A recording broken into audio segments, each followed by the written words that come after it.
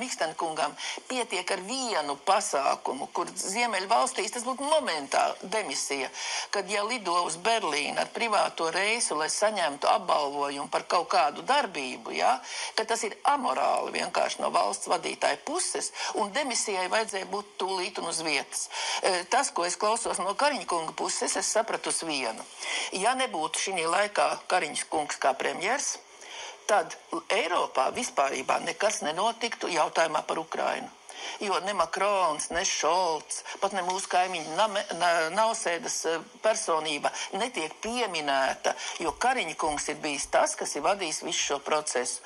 Man šķiet, ka mums sāk zust paškritika par to, kas mēs esam, un Kariņa kungam es silti ieteiktu kādreiz ieskatīt, tā ka viņš sevi slavina, viņš neattaisa, viņš tāpēc citu neskaidro. Viņš jebkurā reizē, kad viņš runā par lidojumiem, viņš slavina sevi. Jā, mēs zinām, kurš no dzīvās pasaules visbiežāk slavina sevi, tīpaši no rītiem, ja, kad saule lēc, jā, tad stāv un slavina sevi, un mēs visi mostamies un sākam dienas gaitas, jā.